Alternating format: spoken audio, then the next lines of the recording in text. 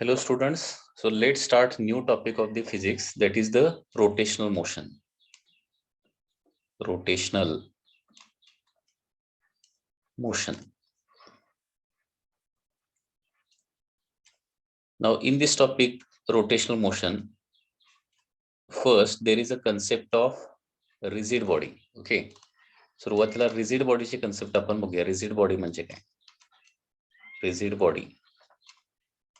body म्हणजे काय असतं लक्षात घ्या. Every body is made up of large number of particles. Okay, every body is made up of large number of particles, and if distance between any two particle does not change, okay, on application of the force, then it is said to be rigid body. म्हणजे प्रत्येक body large number of particle पासून बनलेली असते आणि कुठल्याही दोन particle मधलं distance, कुठल्याही त्या बॉडीच्या कुठल्याही दोन पार्टिकल मधलं डिस्टन्स फोर्स लावल्यानंतर अजिबात चेंज होत नसेल, म्हणजे वाढत पण नाहीये किंवा कमी पण होत नाहीये, अशी जी बॉडी आहे त्याला काय म्हणतो आपण? रिजिड बॉडी असं म्हणतो. सो रिजिड बॉडीची डेफिनेशन काय येणार बघा. The body in which distance between any two particle doesn't change on application of force is called as rigid body. म्हणजे प्रत्येक body large number of particle पासून बनलेली असते आणि त्याच्यावर कितीही फोर्स अप्लाय केला तरी त्या बॉडी मधल्या कुठल्याही दोन पार्टिकल मधलं डिस्टन्स अजिबात चेंज होत नाही. ओके, आता परफेक्टली रिजिड बॉडी एक्झिस्ट करत नाही, कारण का एखाद्या बॉडीवर स्मॉल फोर्स अप्लाय केला तर ती रिजिड बॉडी म्हणून ऍक्ट होऊ शकेल, परंतु लार्ज फोर्स अप्लाय केल्यानंतर मात्र काय होऊ शकतं, त्याच्यात दोन पार्टिकल मधलं डिस्टन्स चेंज होऊ शकतं. ओके, रिजिड बॉडी मध्ये काय होतं, फोर्स अप्लाय केल्यानंतर दोन पार्टिकल मधलं डिस्टन्स चेंज होत नाही, आणि डिस्टन्स चेंज होत नाही म्हणजेच काय, there is no change in shape और size of the body. Okay, म्हणजे फोर्स अप्लायनंतर बॉडीचा शेप आणि साइज अजिबात चेंज होत नाही, कारण पार्टिकल मधलं डिस्टन्स चेंज होत नाही. ठीक आहे, आता रिजिड बॉडी से रिलेटेड एक आपण कन्सेप्ट बघूया, which is called as ladder problem. Okay, तर एबी ही एक काय आहे, लॅडर आहे. AB is a ladder and it is resting against a vertical wall like this. Okay, एका व्हर्टिकल वॉलच्या अगेन्स्ट काय केलेली आहे, या पद्धतीनं थीटा अँगल मध्ये काय केलेली आहे, रेस्ट केलेली आहे. So theta is the angle made by the ladder with the horizontal. Okay, आता ही जर लॅडर स्लाइड व्हायला चालू झाली तर याची मोशन कशी असणार आहे बघा. ही लॅडर जी आहे, लॅडर किंवा हा रॉड असेल फॉर एक्झाम्पल, समजा ही स्लाइड व्हायला लागली तर कशी स्लाइड होणार आहे, तर त्याचं ए एंड जे आहे ना ते काय होणार आहे, it will move vertically downward और स्लाइड व्हर्टिकली डाऊनवर्ड, आणि बी एंड जे आहे ते काय होणार आहे, हॉरिझॉन्टली स्लाइड होणार आहे, ऍज शोन इन फिगर. म्हणजे ए ची व्हेलॉसिटी फी ए डाऊनवर्ड येणार आणि बी या एंडची व्हेलॉसिटी येणार आहे फी बी टुवर्ड्स राईट. तर आपल्याला इथं रिजिड बॉडीची कन्सेप्ट वापरून काय करायचं आहे, तर velocity of A and velocity of B मधलं रिलेशन फाइंड आउट करायचं आहे. आता हे रिलेशन कसं येणार बघा, तर आपल्याला काय करावं लागेल, फी ए आणि फी बी चे कंपोनंट्स काढावे लागतील. फी ए चे दोन कंपोनंट कसे येणार बघा, फी ए चा एक कंपोनंट काय येणार आहे, या डायरेक्शन येणार आहे, आणि दुसरा कंपोनंट या डायरेक्शन येणार आहे. सिमिलरली फी बी चा एक कंपोनंट जो आहे ना तो या डायरेक्शन येणार आणि दुसरा कंपाऊंड काय येणार आहे, या डायरेक्शन येणार आहे. ओके, म्हणजे दोन कंपोनंट या पद्धतीने येणार आहेत. ओके, इथं कंपोनंट कसे येणार बघा, जर हा अँगल थीटा असेल तर ऑटोमॅटिकली हा अँगल देखील काय होणार आहे, थीटा होणार आहे, आणि हा अँगल थीटा जर असेल तर बघा फीबीचा इकडचा कंपाऊंड येणार आहे VB sine VB cos theta, कारण थीटाच्या साईडचा कंपाऊंड कॉस कंपाऊंड असतो, आणि इकडचा कंपाऊंड येणार आहे फीबी साइन थीटा, असे दोन कंपाऊंड येणार आहेत. त्या पद्धतीनं हा अँगल थीटा जर असेल तर इकडचा अँगल काय येणार आहे, 90 मायनस थीटा येणार आहे, 90 मायनस थीटा, आणि त्याच्यामुळे फी ए चा थीटाच्या साईडचा कंपाऊंड काय येणार आहे, fee A cos 90 minus theta, आणि fee A cos 90 minus theta म्हणजे लिहू शकतो आपण फी ए साइन थीटा लिहू शकतो. आणि हा कंपाऊंड जर फी ए साइन थीटा झाला तर हा कंपाऊंड होणार आहे fee A cos theta. Component लक्षात आले का बघा. कंपोनंट पुन्हा एकदा मी सांगतो, इथं कंपोनंट कसे येणार आहेत. Okay, component will be like this. Component कसे येणार आहेत बघा पुन्हा एकदा. जर इथं अँगल थीटा असेल, theta is the angle made by ladder with the horizontal, ठीक आहे, तर इथं पण अँगल येणार आहे थीटा, त्याच्यामुळे फीबीचा थीटाच्या साईडचा कंपाऊंड येणार आहे, that is Phoebe cos theta, आणि दुसरा कंपाऊंड येणार आहे that is Phoebe sine theta. ठीक आहे. त्याच पद्धतीने आता इथं जर अँगल थीटा असेल तर हा राईट अँगल ट्रायंगल आहे ना, हा 90 झाला, हा थीटा झाला, इथला अँगल येणार आहे 90 मायनस थीटा. आणि त्याच्यामुळं व्ही चा इकडचा कंपाऊंड येणार आहे that is V A cos of, इथला अँगल किती आहे 90 मायनस थीटा, आणि V A cos 90 minus theta म्हणजे येणार आहे व्ही ए साइन थीटा. ठीक आहे. आता हा कंपाऊंड जर व्ही ए साइन थीटा झाला तर इकडचा कंपाऊंड काय येणार आहे व्ही ए कॉस थीटा येणार. हे कंपोनंट व्यवस्थित काढता आले पाहिजेत लॅडर प्रॉब्लेम मध्ये. आता लक्षात घ्या, ए एंड जे आहे ते अलॉंग द रॉड किती व्ही ए साइन थीटानं निघालंय, आणि बी एंड जे आहे ते along the rod V B cos थीटानं निघालंय. आता रॉड ही समजा जर रिजिड बॉडी असेल, रॉड ही काय असेल रिजिड बॉडी असेल, तर दोन पार्टिकल म्हणजे ए आणि बी मधलं डिस्टन्स जे आहे ते अजिबात चेंज व्हायला नसायला पाहिजे. आणि ए आणि बी मधलं डिस्टन्स आहे तेवढं राहण्यासाठी जेवढा हा कंपोनंट आहे that is V A sine theta, हा जो कंपोनंट आहे ना तेवढाच काय असला पाहिजे व्ही बी कॉस थीटा असलाच पाहिजे. कारण याच्यातली एखादी जरी व्हेलॉसिटी कमी जास्त झाली तर काय होणार आहे, रॉडची लेंथ एकतर वाढणार किंवा कमी होणार, म्हणजे रॉड असा आहे लक्षात घ्या. ठीक आहे. सपोज हे एंड ए आहे आणि हे एंड बी आहे. बी एंड जास्त व्हेलॉसिटीनं जात असेल आणि ए एंड जर कमी व्हेलॉसिटीनं जात असेल बघा अलॉंग द रॉड, तर काय होणार रॉडची लेंथ वाढणार. बरोबर. बी एंड समजा काय होत असेल कमी व्हेलॉसिटीनं जात असेल आणि ए एंड जास्त व्हेलॉसिटीनं जात असेल तर रॉडची लेंथ कमी होणार. परंतु रॉड ही काय आहे रिजिड बॉडी आहे, आणि रिजिड बॉडी असल्यामुळं अलॉंग द रॉड असणारे जे कंपोनंट आहेत, कुठले अलॉंग द रॉड असणारे कंपोनंट म्हणजे that is V A sine theta आणि व्ही बी कॉस थिटा, दोन्ही काय असलं पाहिजे सेमच असलं पाहिजे. Okay. So as this ladder किंवा rod, okay, this ladder or rod is a rigid body. Rigid body काय असलं पाहिजे V A sine theta must be equal to काय असलं पाहिजे व्ही बी कॉस थिटा असलं पाहिजे.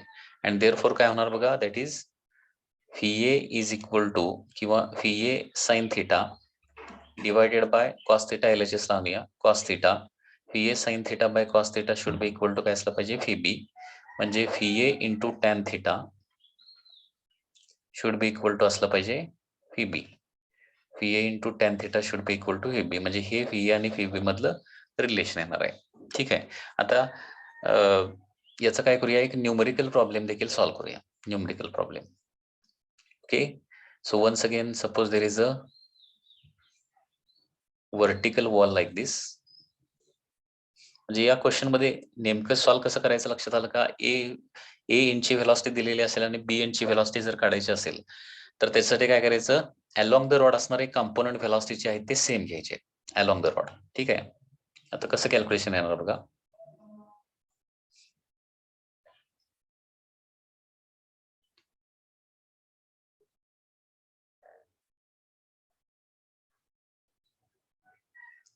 Suppose there is a rod like this, okay, and suppose this angle is equal to 53 degree. ठीक आहे. सपोज आता याच्यामध्ये असं दिलं की बी एंड जे आहे, suppose these are the two ends A and B. B end along the horizontal suppose किती जात आहे 10 मीटर पर सेकंडने ट्रॅव्हल करत आहे 10 मीटर पर सेकंड. तर ए हे जे एंड आहे ते अलॉंग द व्हर्टिकल वॉल खाली सरकणार. ओके. तर A end along the vertical wall V A व्हेलॉसिटीनं सरकणार आहे, तर व्ही ए किती असेल? ओके. तर as per the diagram V A ची व्हॅल्यू आपल्याला फाइंड आउट करायची आहे. Calculate V A. ठीक आहे. आणि त्याचबरोबर अँग्युलर व्हेलॉसिटी ऑफ लॅडर काढायची. Angular velocity of ladder. कारण ज्यावेळी ए आणि बी दोन्ही एंड सरकणार आहेत, म्हणजे ए खाली सरकणार, बी उजवीकडे सरकणार, त्यावेळी काय होणार आहे, ते लॅडर रोटेट पण होणार आहे. तर रोटेट होत असेल तर त्याला काय असणार आहे, अँग्युलर व्हेलॉसिटी असणार आहे. तर या दोन्ही गोष्टी आपल्याला कॅल्क्युलेट करायच्या. तर velocity of end A along the vertical wall आणि अँग्युलर व्हेलॉसिटी ऑफ लॅडर कधी जर बी एंड हॉरिझॉन्टली काय होत असेल, अलॉंग द हॉरिझॉन्टल सरफेस सरकत असेल तर. ओके. स्लाइड होत असेल तर काय होणार ते आपल्याला फाइंड आउट करायचं आहे. आता बघा याच्यामध्ये पुन्हा एकदा कंपोनंट्स आपण फाइंड आउट करूया. कंपोनंट्स बघा कसे येणार आहेत. इकडचा कंपोनंट येणार आहे हा अँगल 53 तर हा अँगल पण 53 येणार. त्याच्यामुळे इकडचा कंपोनंट येणार आहे 10 cos 53. ओके, आणि 10 cos 53 ची व्हॅल्यू असते दॅट इज 3/5, म्हणजे किती येणार आहे 6. cos 53 ची व्हॅल्यू असणार आहे 6. ठीक आहे, म्हणजे cos 53 ची व्हॅल्यू 3/5 आहे. 10 × 3/5 म्हणजे हा कंपोनंट येणार आहे 6 मीटर पर सेकंड. इकडचा पण कंपाऊंड फाइंड आउट करूया. इकडचा कंपाऊंड किती येणार आहे दॅट इज 10 sin 53. 10 sin 53 म्हणजे किती होणार आहे दॅट इज 10 sin 53 असतं that is 4/5. Okay, and therefore हा कंपाऊंड येणार आहे 8 metre per second. Okay, sin 53 cos 53 याची व्हॅल्यू तुम्हाला माहिती पाहिजेत. ओके, सो 4/5 3/5 या पद्धतीने या व्हॅल्यूज आहेत. त्याच पद्धतीनं आता हा अँगल 53 असेल तर इथला अँगल किती येणार आहे 37 येणार. 37. ओके, इथला अँगल जर 37 झाला तर मग आता याचे चे दोन कंपाऊंड येणार. एक अलोंग द रॉड येणार आणि दुसरा परपेंडिक्युलर टू द रॉड येणार आहे. Along the rod and perpendicular to rod. आता इकडचा कंपाऊंड काय येणार बघा, चा 37च्या साईडचा कंपोनंट cos 37 येणार. ओके, आणि इकडचा कंपाऊंड येणार आहे sin 37. असे कंपोनंट तुम्हाला काढता आले पाहिजेत. म्हणजे नेहमी लक्षात घ्या, दोन कंपाऊंड काय असतात, एक साइन कंपाऊंड असतो, दुसरा कॉस कंपाऊंड असतो. अँगलच्या साईडचा कंपाऊंड कॉस असणार आहे आणि ज्या साईडला अँगल नाहीये त्या साईडचा कंपोनंट साइन असणार आहे. ओके,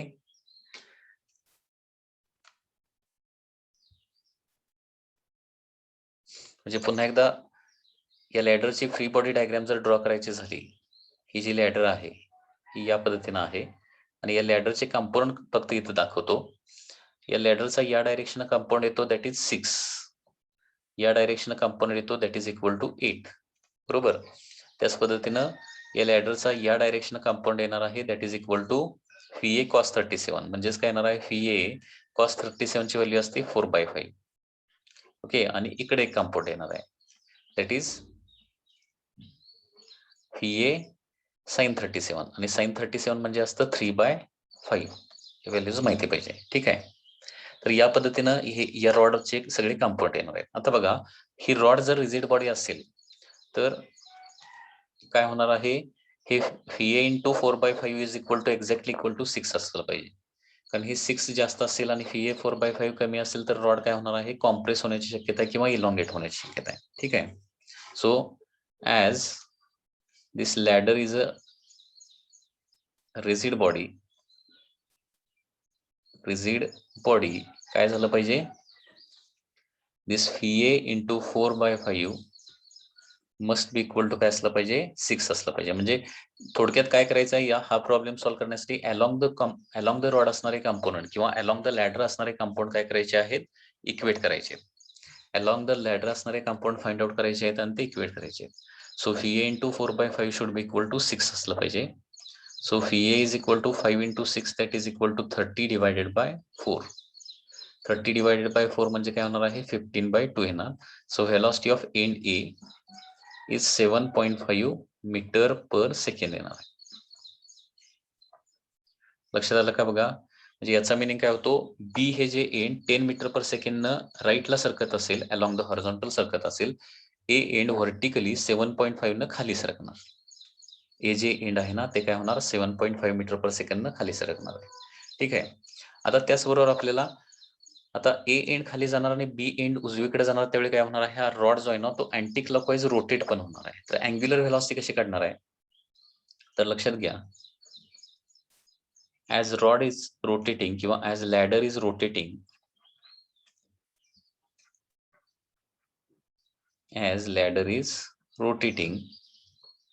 काय होणार आहे, अँग्युलर व्हेलॉसिटी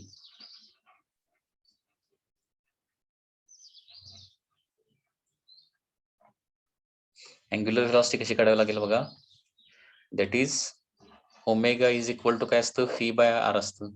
बरोबर आहे ना, सर्क्युलर मोशन मधला फॉर्म्युला. अँग्युलर व्हेलॉसिटी ओमेगा म्हणजे काय असतं φ/r असतं.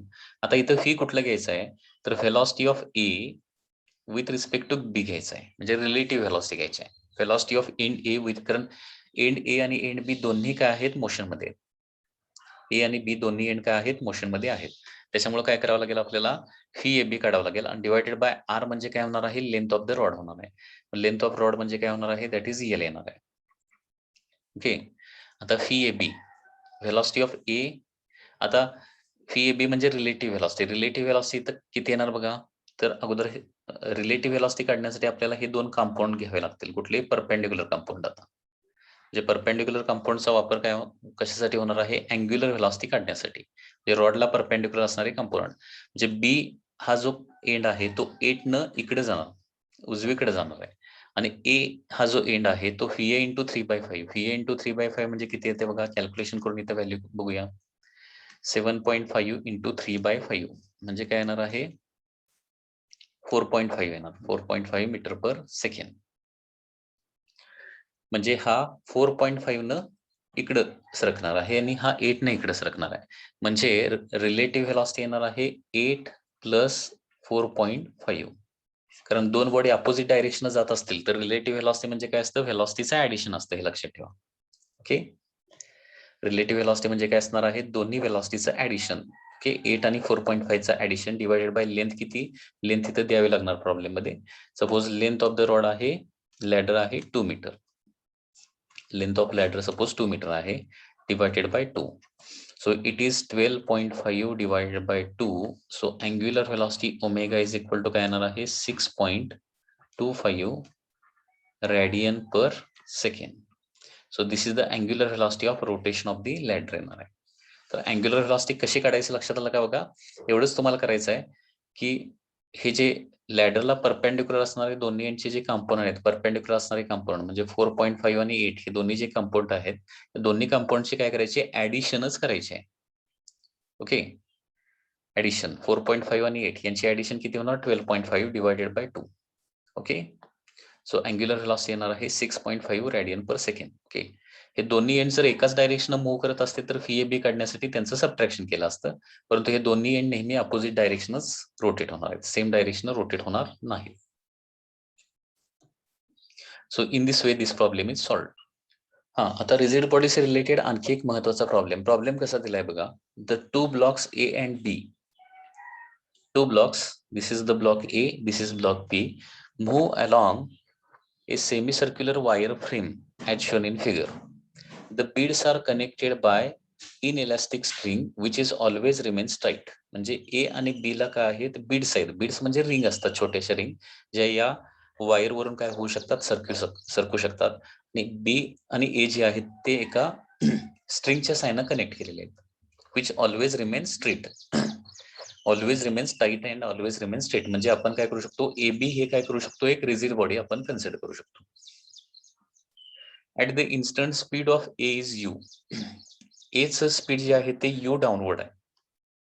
बीएसी अँगल दिलाय, BAC is equal to 45 BAC. So this angle is given as 45 and BOC is equal to 75. BOC हा पण अँगल दिलेला आहे. BOC it is given as 75. फिर O is the center of circular arc. Center of circular arc. The speed of bead at that instant. म्हणजे B या पॉइंटचं speed त्या इन्स्टंटला किती असेल. म्हणजे Aचं स्पीड जर U असेल तर Bचं स्पीड किती असणार आहे. आता नेहमीप्रमाणे तर कन्सेप्ट, रिजिड बॉडीची कन्सेप्ट कशी सॉल्व्ह करायची आहे म्हणून सांगितलंय. तर ए आणि बी चे कंपोनंट काढायचे आहेत आणि ते कुठले कंपोनंट इक्वेट करायचे, अलॉंग द रॉड असणारे कंपोनंट इक्वेट करायचे. That is very simple. काय करायचं लक्षात आलं ना. लॅडर प्रॉब्लेम असू दे किंवा अशा प्रकारे टाईट स्ट्रिंगचा प्रॉब्लेम असू दे, याच्यामध्ये एका एंडची व्हेलॉसिटी दिलेली असेल आणि दुसऱ्या एंडची व्हेलॉसिटी काढायची असेल तर काय करायचं, एचा कंपोनंट अलॉंग द लॅडर आणि अलॉंग द स्ट्रिंग किंवा आणि बीचा कंपोनंट देखील अलॉंग द स्ट्रिंग तुम्हाला काढता आला पाहिजे. ठीक आहे, आता हे कंपोनंट कसे येणार बघा, डायग्राम मध्ये दाखवतो. ए जो आहे ना तो असा व्हर्टिकली डाऊनवर्ड जाणार आहे, व्हर्टिकली डाऊनवर्ड. त्याच्यामुळे ए चे कंपाऊंड काय येणार आहेत, अलॉंग द रॉड इकडे कंपाऊंड येणार आणि इकडे कंपाऊंड येणार आहे. ओके, आता आपल्याला हा कंपाऊंड पाहिजे अलॉंग द स्ट्रिंग असणारा कंपाऊंड. हा जो कंपाऊंड आहे ना तो इम्पॉर्टंट आहे. आता हा अँगल 45 असेल तर इथं पण अँगल काय येणार, 45 येणार. ही व्हेलॉसिटी यू जर असेल तर इकडचं कंपाऊंड काय येणार आहे यू कॉस 45. लक्षात आलं? हा कंपाऊंडच आपल्याला मोस्टली लागणार आहे. आता बी जो आहे ना तो along the semi circle move करणार आहे आणि एखादी बॉडी सर्क्युलर मोशन मध्ये असेल तर त्याची व्हेलॉसिटी कशी असते टँजेन्शियल टू द सर्कल असते ना. सो बी ची व्हेलॉसिटी असणार आहे tangential to the circle. This is the velocity of B. आता याचं देखील कंपाऊंड या डायरेक्शन काढायला पाहिजे. ओके. आता हा 75 असेल, हा 45 असेल, तर हा किती येणार बघा. 75 हा एक्सटेरियर अँगल झाला या ट्रायंगलचा आणि एक्सटेरियर अँगल म्हणजे काय असतं या दोन्ही अँगलची सम असते. म्हणजे इथं 75 इथं 45 तर इथं किती असलं पाहिजे 30 असलं पाहिजे. एक्सटेरियर अँगलच्या कन्सेप्टनं काढलेलं आहे आणि इथं 30 असेल तर इथं अँगल असणार आहे 60 डिग्री. लक्षात आलं का बघा. आणि त्याच्यामुळे फेबीचा या स्ट्रिंगच्या डायरेक्शन कंपाऊंड येणार आहे. स्ट्रिंगच्या डायरेक्शन कंपाऊंड येणार फेबीचा. दॅट इज फेबी कॉस 60. फेबी कॉस 60. ओके. म्हणजे आपल्याला इथं दोन कंपाऊंड मिळालेले आहेत. दॅट इज वन इज म्हणजे ए चा अलॉंग द स्ट्रिंग कंपोनंट आणि बी चा देखील अलॉंग द स्ट्रिंग कंपोनंट. आणि हा प्रॉब्लेम कसा सॉल्व्ह करायचा म्हणून सांगितलेला आहे. अलॉंग द स्ट्रिंग असणारे कंपाऊंड काय करायचे सेम घ्यायचे. कारण एबी ला आपण रिजिड बॉडी जर कन्सिडर केलं, एबी ही जर रिजिड बॉडी असेल तर एबी मधलं डिस्टन्स कमी पण होणार नाही किंवा जास्त पण होणार नाही. Okay. So as distance between A and B is not changing,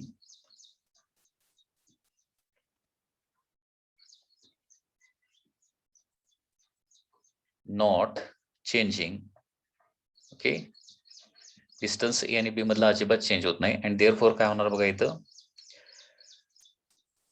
you cos 45 must be equal to काय असलं पाहिजे यू कॉस 45 म्हणजे अलॉंग द स्ट्रिंग असणारा कंपाऊंड जेवढा आहे तेवढाच हा कंपाऊंड असला पाहिजे.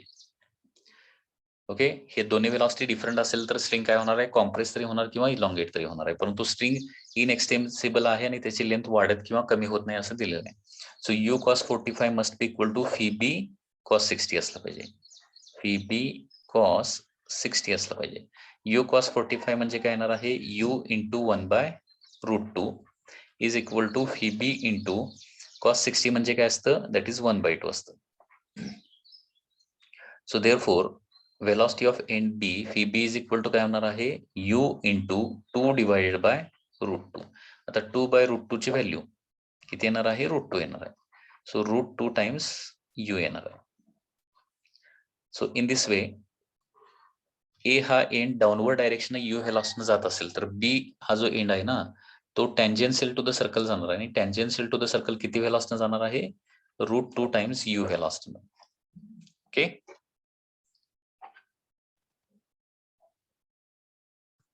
आता इथं काही स्टुडंटला अजून कंपोनंट कसे काढायचे याच्यामध्ये काय आहे डाऊट आहे. कंपोनंट कसे काढायचे नेहमी लक्षात घ्या. कंपाऊंड आपण कुणाचे काढतो जनरली एखादा वेक्टर जर इन्क्लाइंड असेल तर त्याचे जनरली आपण कंपाऊंड काढतो. कंपाऊंड काढायची मेथड लक्षात ठेवा. सपोज ही व्हेलॉसिटी फी आहे ठीक आहे. तर याचे दोन कंपाऊंड येणार आहेत. एक म्हणजे हॉरिझॉन्टल कंपाऊंड आणि दुसरा व्हर्टिकल कंपोनंट. तर एक कंपाऊंड कॉसचा असेल तर दुसरा कंपोनंट नेहमी काय असतो साइनचा असतो. ओके.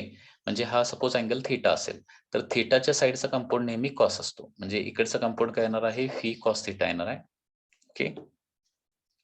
आणि इकडचा कंपाऊंड येणार आहे नेहमी फी साइन थीटा. या पद्धतीने आपण कंपोनंट्स फाइंड आउट करतो लक्षात घ्या. ठीक आहे. किंवा सपोज एफ हा फोर्स असा आहे ठीक आहे आणि याचे दोन कंपाऊंड येणार एक हॉरिझॉन्टल आणि व्हर्टिकल. सपोज इथं अँगल काय असेल अल्फा असेल तर एफचा ज्या साईडला अल्फा असतो ना त्या साईडला कंपाऊंड असतो cos component F cos alpha आणि इकडचा कंपाऊंड येणार आहे एफ साइन अल्फा. ओके. किंवा पुन्हा एकदा इथं जी स्ट्रिंग आहे ठीक आहे स्ट्रिंग जी आहे ती यू व्हेलॉसिटीने खाली निघाली. हे एंड जे आहे ते यू व्हेलॉसिटीने खाली निघालेलं आहे बरोबर आहे ना.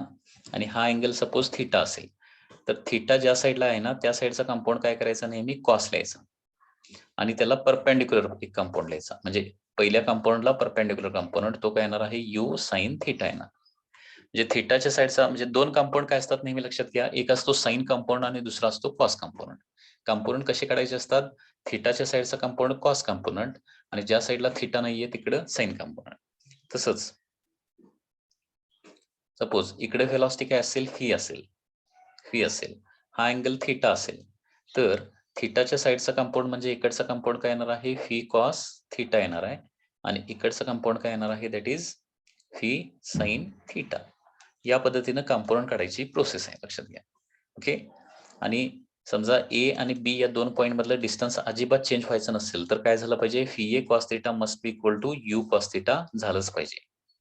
तरच काय होणार आहे, ती लेंथ जी आहेत ना ती ऍज इट इज राहणार आहे. म्हणजे इथं रिजिड बॉडीच्या कन्सेप्टमध्ये अलॉंग द लेंथ असणारे कंपाऊंड जे आहेत ते नेहमी काय करायचे, इक्वेट करायचे. म्हणजे हा कंपाऊंड आणि हा कंपोनंट, तुम्हाला दोन व्हेलॉसिटी मधलं रिलेशन मिळणार आहे. या डायग्राम मध्ये 30 डिग्री कसं आलं ते लक्षात आलं का बघा. हा एक्सटेरियर अँगलची ऍक्च्युअली कन्सेप्ट आहे की एक्सटेरियर अँगल जेवढा असतो ना तेवढेच दोन आतले जे अँगल आहेत त्या दोन अँगलची सम असते. इथं ट्रायंगल आहे ना ए बी ओ हा जर ट्रायंगल घेतला, कुठला ए बी ओ ट्रायंगल घेतला, तर 75 हा एक्सटेरियर अँगल आहे. So exterior angle is equal to sum of two internal angles. So 75 is equal to 45 plus इथला अँगल असणार आहे. किंवा असं पण काढू शकताय, इथला जर 75 असेल तर इथं किती येणार मग, 180 मायनस 75 म्हणजे 105 होणार. हा 105 हा 45 झाला तर या दोन अँगलची सम 150 झाली, आणि ट्रायंगलच्या तिन्ही अँगलची सम किती असते, 180. सो 45 प्लस 105 म्हणजे 150 झालं. 150 आणि इकडचा मा असला पाहिजे 30, असं पण काढू शकताय. ओके. हा 30 झाला तर मग काय होणार, आता परत काय येणार, ही जी आहे रेडियस आणि टँजेंट एकमेकाला काय असतात, परपेंडिक्युलर असतात. रेडियस आणि टँजेंट हे एकमेकाला परपेंडिक्युलर असतात, म्हणजे हा अँगल टोटल 90 डिग्री येणार. मग इथला 30 डिग्री गेला तर इथं काय येणार आहे, 60 डिग्री अँगल येणार. आणि हा 60 डिग्री आला तर फीबीचा 60च्या डायरेक्शनचा कंपाऊंड येणार आहे फीबी कॉस 60च्या डायरेक्शनचा, म्हणजे along the string.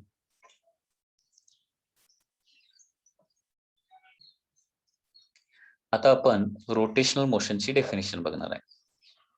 Rotational motion.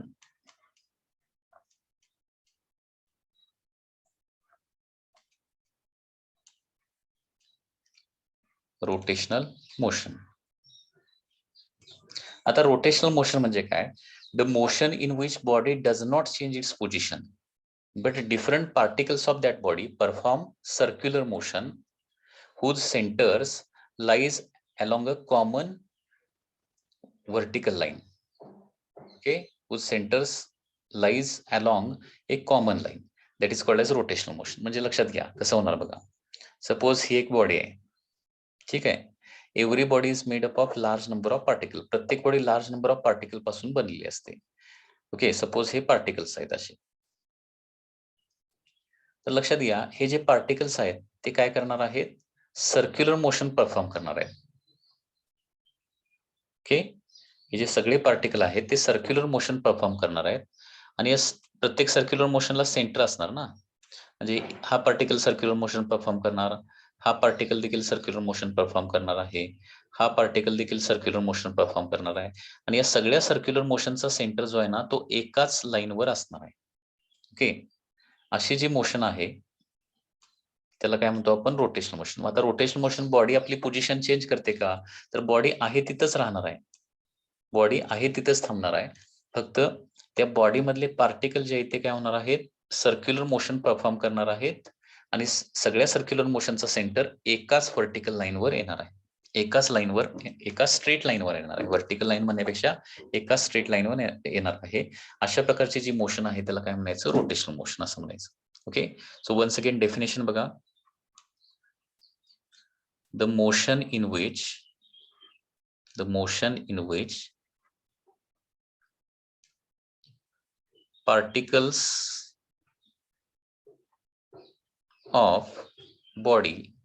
motion in which particles of body performs circular motion. Okay, the motion in which particles of body perform circular motion, and सगळ्यात महत्वाची कंडिशन काय असणार आहेत, सगळे पार्टिकल सर्क्युलर मोशन तर perform करणार आहेत, आणि महत्वाची कंडिशन काय आहे, and centers of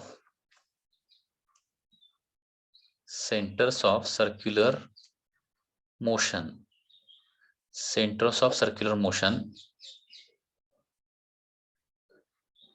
lies on a common straight line.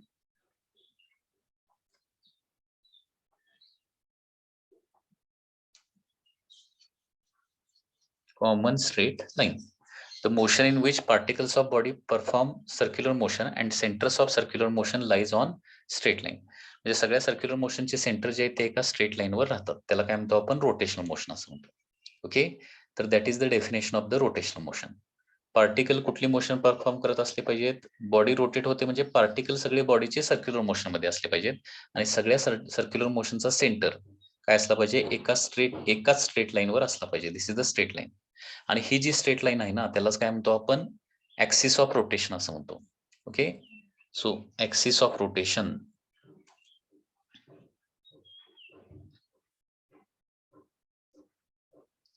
तर हे ऍक्सिस ऑफ रोटेशन म्हणजे काय असतं लक्षात घ्या. It is a straight line okay on which centres of all circular motion lies. Okay, त्याला काय म्हणतो आपण? ऍक्सिस ऑफ रोटेशन असं म्हणतो. लक्षात घ्या. ऍक्सिस ऑफ रोटेशन म्हणजे काय? The straight line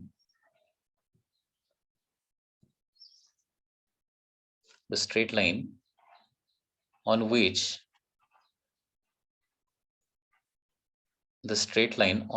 centers of circular motion, it is the straight line on which centers of circular motions of all particles okay lies is called as axis of rotation. Is called as axis of rotation. The straight line on which centers of circular motions of all particles lies is called as axis of rotation.